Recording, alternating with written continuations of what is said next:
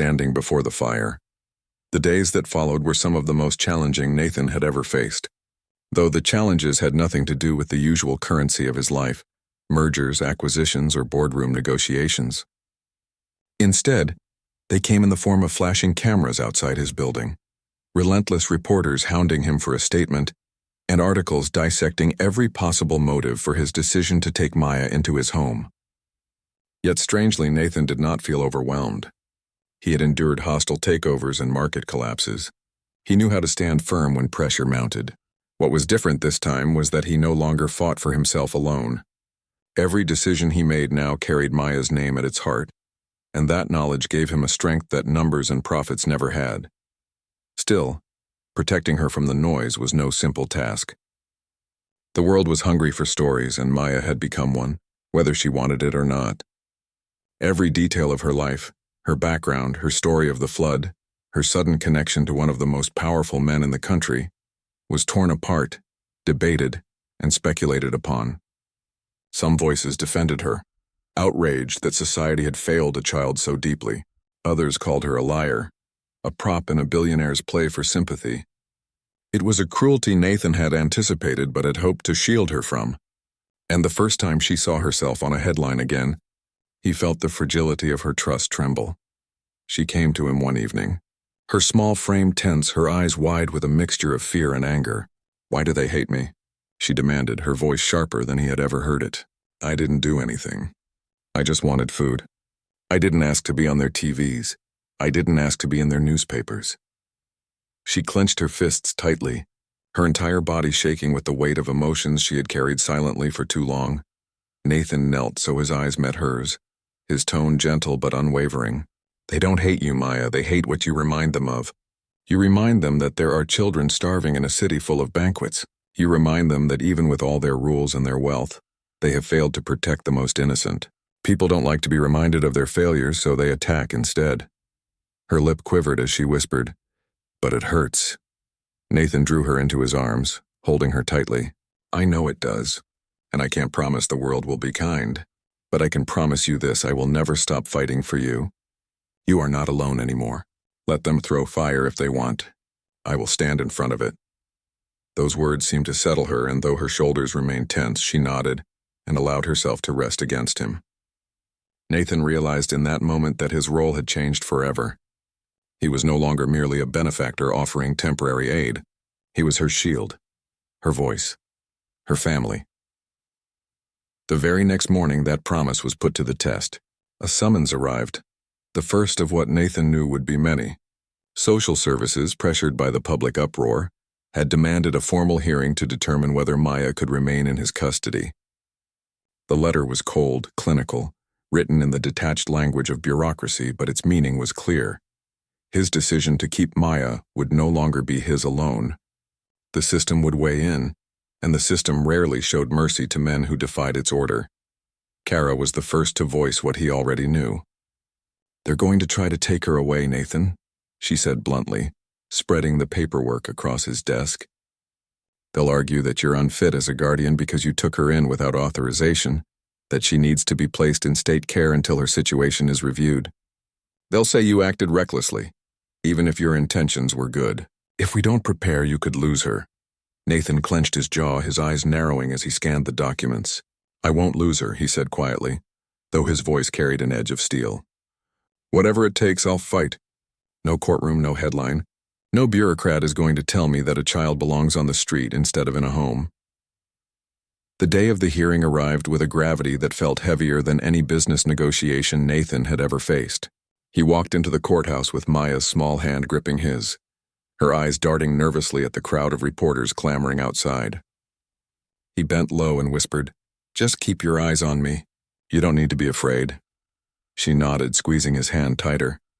Inside, the room was filled with officials, lawyers, and representatives from child services. At the front sat the judge, a stern woman whose gaze swept the room with practiced detachment. The proceedings began with formalities, voices droning about statutes and regulations, but Nathan barely heard them. His focus was on Maya, who sat beside him with her shoulders hunched, trying to make herself invisible. When it was his turn to speak, Nathan rose, his presence commanding, but his tone stripped of all the polish he usually carried in boardrooms. He spoke not as a billionaire defending his choices, but as a man defending a child he loved. He told the story of that night at the restaurant, of the simple question that had pierced his heart. "Can I eat with you?" He spoke of the nights she had endured under a bridge, of her dignity even in hunger, of the resilience that no child should have had to muster. And he spoke of his promise, that she would never be invisible again, not as long as he had breath in his body. For a moment, silence hung heavy in the courtroom. Even the judge, who had begun with an air of skepticism, seemed moved by the raw conviction in his voice. But the battle was far from over. Lawyers for the state argued that his wealth did not excuse his disregard for procedure, that the system existed to protect children, and that no individual, no matter how powerful, should circumvent it. The clash of ideals echoed through the chamber: compassion versus protocol, humanity versus bureaucracy. Through it all, Maya's eyes never left Nathan. She sat quietly, absorbing every word, her small hand resting on the edge of his jacket as though tethering herself to him. And in her gaze, Nathan saw the truth. This was not about winning a legal battle or outmaneuvering opponents. It was about proving to a frightened child that promises could be kept, that trust once given would not be betrayed. As the hearing adjourned for deliberation, Nathan sat back, his chest tight but his resolve unshaken. Whatever the outcome, he knew one thing with absolute certainty. He would not surrender Maya to the cold machinery of a world that had already failed her. If he had to, he would tear down every barrier, face every fire until she was safe.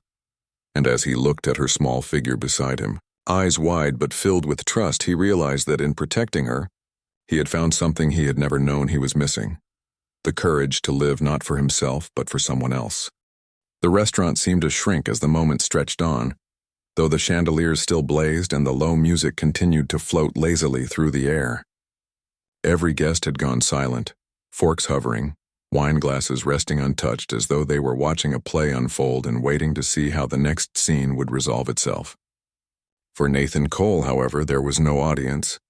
The only person he saw was the little girl seated across from him, the linen napkin clutched so tightly in her hands that her knuckles had whitened.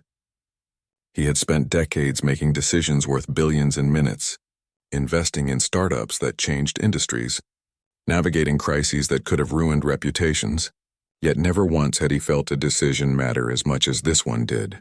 Every instinct told him this was no accident, no publicity stunt, no random disruption. It was life itself demanding he look up from his insulated world and face the raw truth he had long ignored.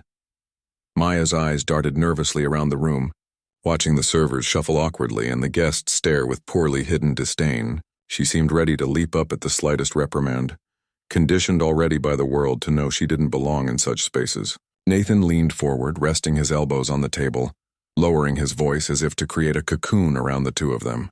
"You don't have to be afraid," he said, keeping his tone steady and calm. "No one here can ask you to leave as long as you're my guest."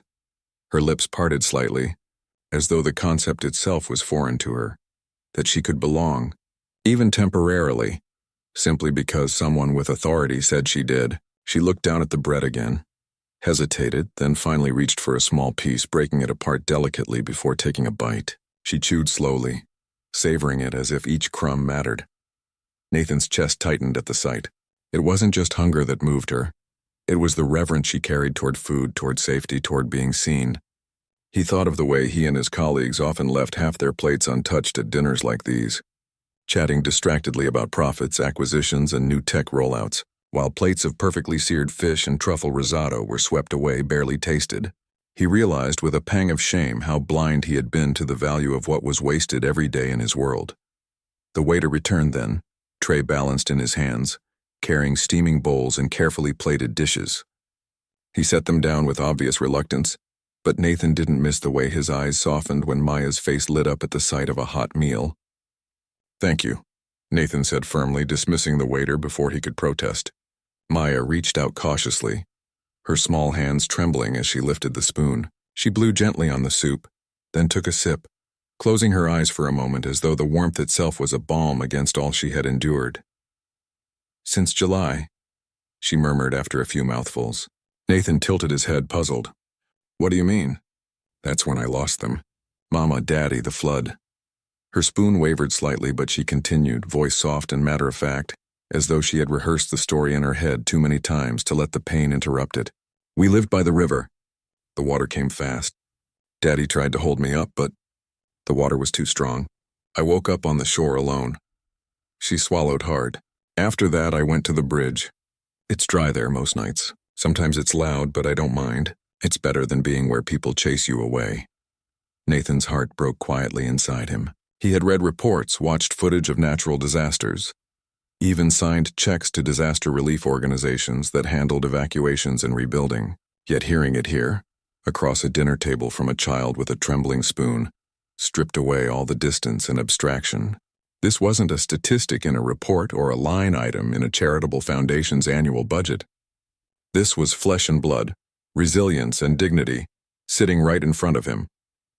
His phone buzzed again, insistent, but he silenced it without looking. Kara could wait. The shareholders could wait. Tonight belonged to Maya. The whispers in the restaurant grew sharper now that the shock had settled. A woman hissed under her breath about standards. Another muttered that the Mercer Grill was going downhill fast. A few guests rose, tossing their napkins onto the table with performative disgust, muttering loudly enough to be heard that they would not be returning. Nathan didn't flinch.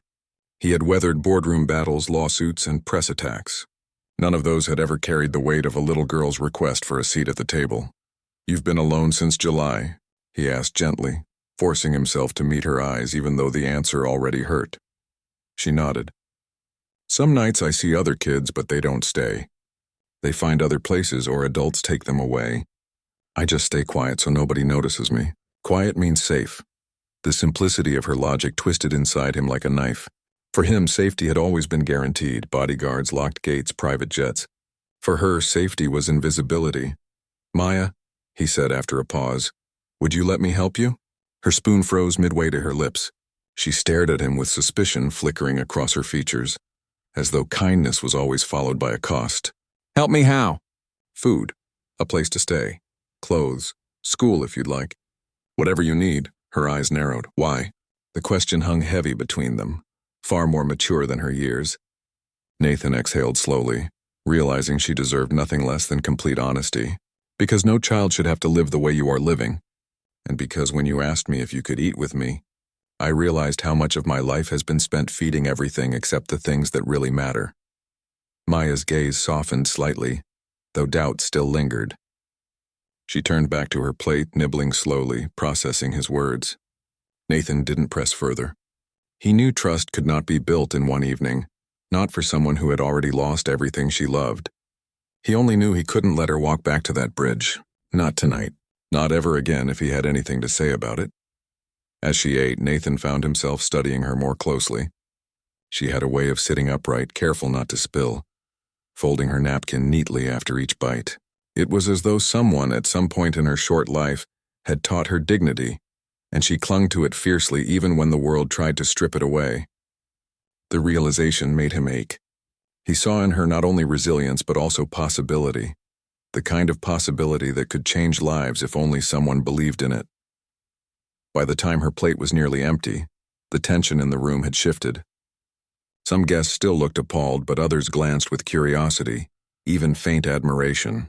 The story had already left the four walls of the Mercer Grill, carried on a single photo blasted across social media. But Nathan didn't care. Let them talk.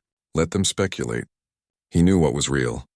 When Maya finally set down her spoon, she folded her hands in her lap, hesitant.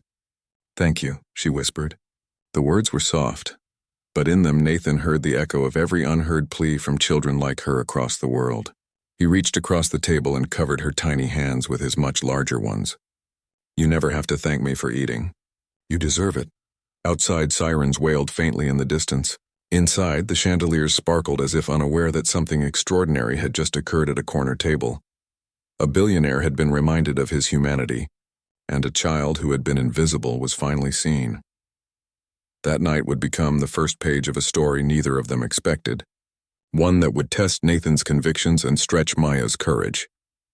But for now it was enough that she had eaten until she was full, and he had learned that the most powerful question in the world was not about money or business, but about belonging. Storms beyond the glass. The following week tested Nathan's resolve in ways he had not imagined, and yet strangely, he felt steadier than ever before. The headlines had not died down. In fact, they had multiplied, morphing into every possible interpretation of the story. Commentators filled prime-time slots with heated debates. Some claimed he was exposing the failures of the system by sheltering a child who had slipped through society's cracks, while others accused him of exploiting her to polish his image. Hashtags trended daily, splitting the world into those who praised his compassion and those who sneered at his supposed theatrics. But while the storm outside swirled louder each day, the atmosphere inside his penthouse had transformed into something else entirely. For the first time in years, his home carried laughter, curiosity, and the subtle but powerful presence of a child learning to trust again. Maya had taken to exploring the vast spaces with the kind of wonder Nathan had long since lost. The library became her favorite place, where she would curl up with books far beyond her age, struggling through the words but refusing to give up. Often Nathan found her whispering sentences aloud, her voice halting but determined, her small finger tracing each line. Watching her reminded him of his own childhood, of the hours he had spent in his parents' study. Except his world had been lined with tutors and mentors ensuring his brilliance was cultivated. Maya had no such safety net, and yet she carried an intelligence and resilience that no circumstance could strip away. Each day Nathan found himself wondering what might bloom if her potential was nourished instead of neglected. But it wasn't only inside the penthouse that changes unfolded. Nathan began taking Maya on small outings, carefully choosing places where the press was less likely to hound them. At first she resisted, fearful of being seen, convinced that people would chase her away. Yet gradually, with his quiet encouragement, she allowed herself to experience pieces of the world she had been denied. In a bookstore, she marveled at the sheer rows of stories waiting to be discovered. In a park, she kicked off her shoes and ran barefoot across the grass, laughing as though rediscovering what joy felt like. At a cafe, she clutched a mug of hot chocolate with both hands, staring at the swirl of cream as though it was the most magical sight she had ever witnessed. Nathan watched her with a kind of reverence he could not fully articulate. For so long, his life had been about acquisition, of companies, of properties, of accolades. But here, in these simple moments, he realized the most valuable thing he could ever hold was the transformation of a child's face, as she remembered what it meant to be alive. Yet not everyone saw it that way. The scrutiny grew sharper, the questions more invasive. Anonymous voices dug into Maya's past, speculating about her origins, questioning whether she was truly a victim or part of some elaborate scheme. Commentators accused Nathan of irresponsibility, warning that his impulsive decision to shelter her set a dangerous precedent. Even his own board began murmuring about distraction, about how his reputation might affect the stability of the empire he had built. Kara warned him daily that unless he issued a formal statement and clarified his intentions, the backlash could have lasting consequences. Nathan listened, but his decision never wavered. He knew the cost of compassion might be high in his world, but he also knew the cost of silence would be higher. "Let them talk," he told Kara one evening as they sat in his office. "They've always talked. I've been accused of greed, arrogance, ruthlessness, and maybe some of it was true. But if they want to accuse me of caring about a child, then let them. I'll carry that accusation proudly." Kara studied him quietly for a long moment, then nodded, though her eyes held a flicker of concern. "Just know, Nathan, this isn't only about you anymore. Whatever happens, Maya will feel it too. We have to make sure she's protected." Her words lingered with him that night. As he stood by Maya's bedside watching her sleep peacefully, he realized Kara was right. The storm outside could batter against his walls, but Maya was still fragile, still learning to trust that she was safe. He could bear criticism, but she should never have to. He whispered a silent vow into the darkness. He would shield her from every shadow, no matter what it cost. And then, as though testing that promise, life delivered its first blow. It came in the form of a tabloid article splashed across the morning news. "Nathan Cole's mystery girl. Is she really who she claims to be?" Beneath the headline was a distorted version of her story, questioning her account of the flood, suggesting inconsistencies, even hinting that she had fabricated parts of her past. The cruel speculation spread quickly, seeding doubt in millions of minds. Maya saw the article before Nathan could shield her from it. She had wandered into the living room while the television played muted news segments and, though the sound was off, the image was unmistakable. Her photo, captured at the restaurant, was plastered beneath the accusatory headline. She froze, her small hands trembling, her face draining of color. "They think I lied," she whispered, her voice cracking. "They think I made it up." Nathan crossed the room in an instant, kneeling beside her. "Maya, look at me," he said firmly. She turned her wide, frightened eyes toward him. "You told the truth. Don't let them take that from you. People will always try to twist stories they don't understand. But I believe you. I will always believe you." Tears welled in her eyes as she shook her head. "But what if they're right?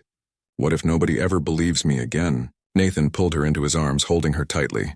"Then let them believe what they want. It doesn't change what you've lived, what you've survived.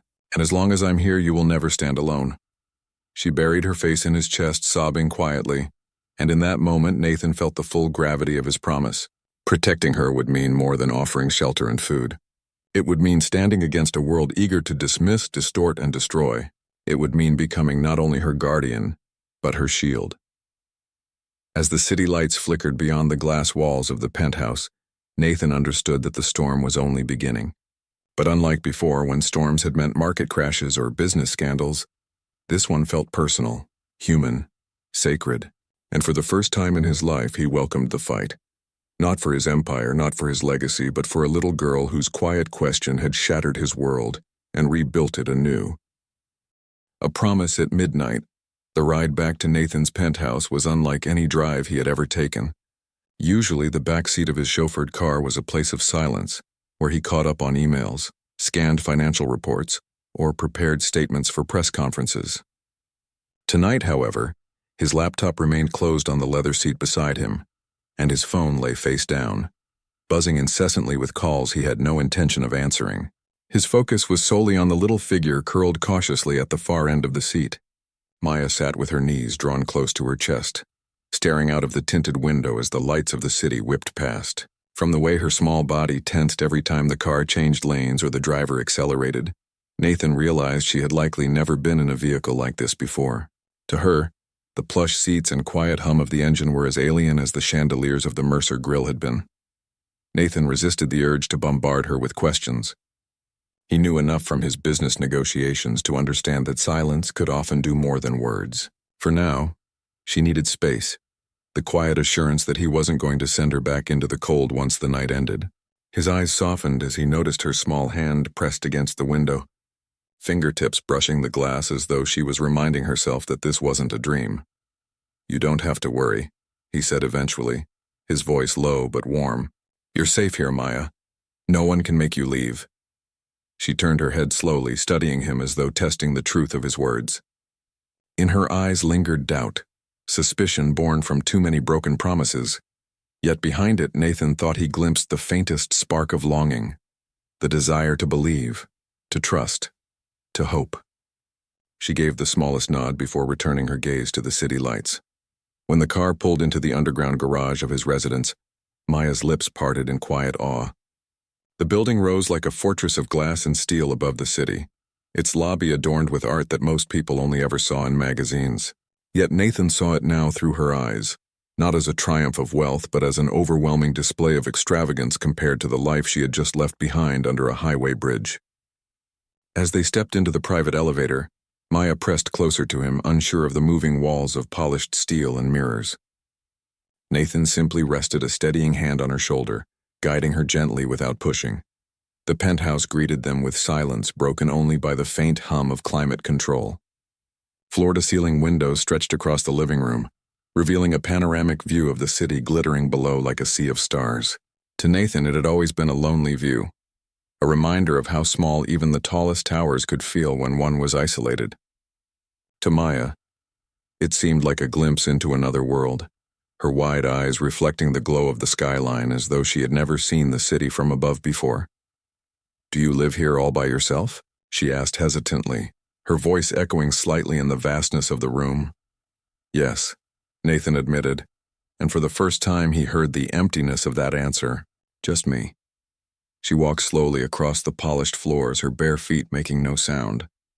She stopped before a painting on the wall, tilting her head.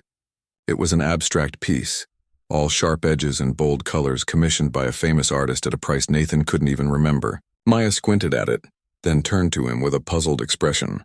"It looks like someone spilled paint." Nathan chuckled, the sound surprising even himself. "You're not wrong. That's modern art. Some people say it's genius. Others say it's just a mess." Maya smiled faintly for the first time that night, and Nathan felt something in his chest loosen. He realized then how starved he was for such simple, genuine moments that no award, no interview, no balance sheet could provide. He showed her to the guest room, though even as he opened the door, he worried the bed might look too large, too intimidating for a child who had slept under concrete and steel beams. She stood in the doorway, staring at the neatly folded sheets, the pillows stacked perfectly. "It's too much," she whispered. Nathan knelt beside her so they were eye level. "It's yours tonight. No one's going to take it away." She hesitated before stepping inside, her small hands brushing the edge of the blanket as though she feared it might vanish. She sat gingerly on the edge, then glanced up at him. "What if I mess it up?" "That's what beds are for," he said softly.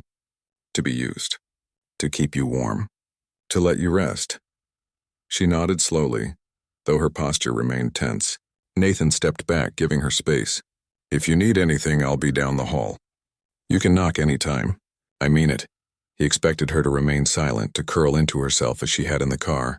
Instead, she spoke again, her voice barely audible. "Why are you doing this?" Nathan paused in the doorway. He could have offered the easy answers, the ones about charity or decency or simply having the means to do so. But he sensed none of those would satisfy her. Instead, he answered with the truth that had been building inside him all evening. "Because when you asked if you could eat with me, Maya, it reminded me that all my success means nothing if I can't say yes to a question like that. Because you deserve someone to say yes." For a long moment she studied him, her expression unreadable. Then slowly she nodded. "Good night, Nathan." It was the first time she had spoken his name, and though it was just a whisper, it carried more weight than any title he had ever earned. When he returned to his own room, Nathan sank onto the edge of his bed, his head in his hands. His phone lay on the nightstand, buzzing with unanswered calls, emails piling in by the hundreds. The photo of him with Maya had already gone viral. His PR team would be in chaos, networks clamoring for statements, critics sharpening their knives. But for once he didn't care. None of that mattered compared to the fragile trust of a child who had walked into his life with a single, shattering question. For hours he lay awake, staring at the ceiling, wrestling with thoughts he hadn't allowed himself in years. He remembered his own childhood, not one of poverty but of loneliness, with a father who measured love in achievements, and a mother who was more myth than memory. He thought of how often he had told himself that wealth and power would fill the gaps, only to find them growing wider with every success. And now here was Maya, 8 years old with nothing but the clothes on her back, and she had reminded him of something he had almost forgotten. Humanity was not measured by what one owned, but by how one cared for those who had nothing. When dawn broke over the city, casting golden light across the skyline, Nathan made himself a promise. Maya would not go back to that bridge. He didn't know yet what challenges would come, or how the world would interpret his decision. But he knew one thing with absolute clarity. The moment she had asked him if she could eat with him, his life had changed. And he would not let her walk alone again. The weight of the world, watching, the morning after that fateful dinner unfolded like no other Nathan Cole had experienced in all his years of commanding headlines. Usually his days began with a stack of digital briefings curated by his team. Market movements, tech innovations, legal memos, and press clippings about his every public appearance. His assistant would arrive precisely at 7 with freshly brewed coffee, and by 8 Nathan would already be on his second call with investors in Europe. But this morning the routine felt meaningless. He had risen early, not to check stock prices or approve press releases, but to stand silently in the doorway of the guest room where Maya still slept. She was curled under the duvet, her breathing soft and steady, her face finally uncreased by worry. The sight struck Nathan with a force that surprised him. For the first time, he realized how young she truly was. In the harsh glow of the restaurant, with her hunger and fear etched across her features, she had seemed older, wearied by burdens too heavy for a child. Now, asleep in the soft light of dawn, she looked fragile, innocent, and heartbreakingly small. Nathan's throat tightened as he thought about how many nights she had spent alone beneath a bridge, clutching at scraps of safety that never came. He turned away and walked toward the living room, where the city stretched beneath him like a living map. His phone lay abandoned on the coffee table, buzzing incessantly. At last he picked it up, not because he cared for the messages, but because the noise was unbearable. A dozen missed calls from Kara, his PR chief, 20 from board members, dozens of texts. And on every news app his face was plastered alongside the grainy photo of Maya at the Mercer Grill. Billionaire's bizarre dinner guest, publicity or compassion? Read one headline: Nathan Cole and the Mystery Child, stage stunt or sincere gesture? Blared another. Comment threads burned with debates, some praising his humanity, others accusing him of calculated theatrics. The world, it seemed, could not conceive that a man like him might act simply because his heart demanded it. Kara's voice finally broke through in a voicemail he played reluctantly. Nathan, you need to get ahead of this. Networks are calling, reporters are circling the restaurant staff, and your silence is fueling speculation. If you want to control the narrative, you must issue a statement. At the very least, clarify who the girl is and what you plan to do. If you don't, they'll write the story for you, and it won't be flattering. Nathan shut the phone off mid-message and tossed it back onto the table. For once in his meticulously controlled life, he didn't care about the narrative. He cared about Maya. She wasn't a symbol, a PR opportunity, or a headline.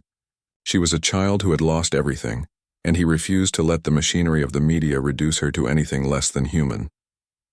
By the time Maya wandered sleepily into the kitchen, rubbing her eyes with the back of her hand, Nathan had already prepared breakfast. He wasn't much of a cook. Most of his meals were prepared by staff or delivered from the finest restaurants. But he had managed scrambled eggs, toast, and a glass of orange juice. She paused in the doorway, blinking at the sight. You made this? She asked, suspicion in her voice as though the idea of him cooking was impossible. I did, Nathan replied with a small smile. It's not fancy, but it's warm. She slid cautiously onto a stool, eyeing the plate as if it might disappear. When she finally took a bite, her shoulders relaxed. It's good, she said quietly, and Nathan felt more pride in those two words than in any accolade he had ever received. As she ate, he asked gently, Do you remember where your school was? Before everything? She shook her head. We moved a lot. Mama always said we'd find a place to stay, but we never stayed long. Sometimes I went to school, sometimes I didn't. After the flood, I stopped. Nathan felt the weight of her words settle over him like a heavy cloak. He thought of his own education. Elite schools, tutors, scholarships offered to him before he even applied. He had been groomed for success since the day he showed an aptitude for computers. And here was Maya, whose brilliance might be hidden beneath layers of hardship, whose future could vanish if someone didn't intervene. Would you like to go back? He asked carefully. She hesitated, her fork paused midair. I don't know. What if they don't want me there? What if I don't fit? Nathan leaned forward, his gaze steady. Maya, you belong anywhere you want to be. Don't let anyone tell you otherwise. Her eyes flicked to his, searching, and for a fleeting moment, he saw belief glimmer behind the doubt. It was enough to convince him that he had to act, not just with words, but with commitment. The rest of the day brought challenges he had anticipated but dreaded. The media storm intensified. Paparazzi gathered outside his building, their cameras flashing whenever the elevator doors opened in the lobby. Emails poured in from advocacy groups, charities, and politicians eager to align themselves with his sudden act of compassion. Some offered partnerships. Others accused him of exploiting tragedy. Nathan ignored them all. He had learned long ago that people would always attach their own motives to his actions, and chasing their approval was a losing game. Instead, he spent the day with Maya. They walked through the quiet private garden atop his building, where she marveled at the flowers blooming against the backdrop of skyscrapers. He showed her the library filled with books he had collected but never had time to read, and she ran her fingers reverently along the spines as though each was a treasure. He even let her choose a film in his private theater, and they sat together in the dark, the flickering screen illuminating her wide-eyed wonder. For Nathan, the experience was transformative. He had built his empire on logic, strategy, and relentless ambition. Yet in one day with Maya, he discovered something far rarer and infinitely more valuable: the unfiltered joy of simply being present. That night, as he tucked her into bed, she whispered, "Will you send me back tomorrow?" The question pierced him like a blade. "No, Maya," he said firmly, his hand resting gently on her shoulder. "I'm not sending you back. Not tomorrow, not ever. You're safe now. That's a promise." She studied him for a long moment, as though testing the strength of his words. Then slowly she nodded and closed her eyes. Nathan stood in the doorway long after she had drifted into sleep, the city lights casting shadows across his face. He knew the days ahead would be hard. He would face scrutiny, legal complications, perhaps even battles he hadn't yet imagined. But as he watched Maya sleep, he understood that none of it mattered. For the first time in years, he felt as though his life had purpose beyond profit margins and quarterly reports. The world was watching. Yes, but more importantly, Maya was watching, and he would not let her down. Breaking the walls by the third day, Nathan had come to understand just how drastically his world had shifted, though not in the way the news channels proclaimed. To the media, his dinner with Maya had become a spectacle, a flashpoint for debates on wealth, poverty, and morality. Some outlets hailed him as a humanitarian awakening to the struggles outside his gilded world, while others dismissed him as a manipulator staging compassion for attention. But within the walls of his penthouse, none of that noise mattered. What mattered was that Maya was eating 3 meals a day, that she had slept soundly without shivering in the cold, and that she was beginning to allow the faintest edges of trust to emerge in her voice when she spoke to him. For Nathan, those changes were worth more than all the headlines combined. Still, the outside world had a way of intruding, no matter how firmly he tried to hold the doors shut. On that morning, Kara arrived unannounced, her sharp heels clicking across the marble floors, her expression already heavy with the kind of storm Nathan had learned to anticipate. She carried a thick folder of clippings and reports, which she dropped onto his dining table with a thud. "Nathan," she began, her tone brisk, "you cannot ignore this any longer. The story is everywhere. Investors are calling me, shareholders are panicking, and the press is demanding answers. They want to know who she is, what your intentions are, and whether you plan to make this permanent." Nathan glanced toward the hallway where Maya's laughter drifted faintly from the library. She was reading aloud to herself, stumbling over long words but persevering with determination. The sound filled the sterile penthouse with a warmth it had never known before. He turned back to Kara and said evenly, "She's a child who asked me for food. Everything else is secondary." Kara pinched the bridge of her nose, exasperated. "Nathan, with all due respect, that's not how the world works. If you keep this up, you'll face scrutiny like you've never seen. They'll dig into her past, into your past. They'll question your motives, attack your character. You need to get ahead of it." "For once," Nathan replied quietly, "I don't care about being ahead of the story. I care about Maya." The firmness in his voice silenced her momentarily. She studied him, searching his face for the man she had worked alongside for years, the calculated strategist who never made a move without considering its impact. What she saw instead unsettled her. A man transformed, driven not by image but by something deeper. At last she sighed, her shoulders softening. "Then at least let me help you protect her. If you truly mean to keep her in your care, we need to handle this properly. Legal guardianship, custody rights, background checks. This isn't something you can just improvise." Nathan's gaze hardened with resolve. "Then start the process. Whatever paperwork, whatever court filings, it doesn't matter. I won't let her go back to the streets." Kara nodded reluctantly, realizing he was immovable. She gathered her things and left, muttering about lawyers and hearings, leaving Nathan alone once more with the weight of his choice. Later that evening, as the sun dipped low and painted the city in hues of amber and violet, Nathan sat with Maya on the balcony. She dangled her legs over the edge of the chair, her eyes wide as she took in the skyline. "It looks like stars," she murmured, pointing to the thousands of lights twinkling in the buildings below. "It does," Nathan agreed, though his gaze was fixed on her. "Do you like it here?" She tilted her head thoughtfully. "It's pretty, but sometimes it feels too big, like it's not really mine, like I don't belong here." The words cut him deeply. He leaned forward, resting his arms on his knees. "Maya, listen to me. You belong anywhere you choose to be. This city, this home, none of it is too big for you. You are stronger than you know. She looked at him skeptically, her brows furrowed. How do you know? Because I've seen strength, he said simply. I've seen people crumble under less than what you've survived.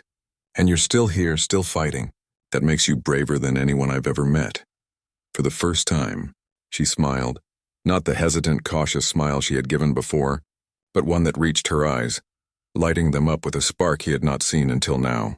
It was fleeting, fragile, but it was real. And Nathan knew in that moment that whatever battles lay ahead, they were worth it. As the night deepened, Maya grew quiet, her gaze fixed on the horizon. Finally, she asked in a voice barely above a whisper, "Will you leave me too?" Nathan's chest ached at the question. He turned to her, his expression solemn. "No, Maya, I won't leave you. Not now, not ever. That's a promise." She nodded slowly as if absorbing his words into the fragile scaffolding of trust she was building. Then she leaned her head against his arm, and though the gesture was small, it felt monumental. Nathan sat still, letting her rest, the weight of her trust anchoring him more firmly than any deal or fortune ever had. That night, long after Maya had fallen asleep, Nathan stood again by the window watching the city below.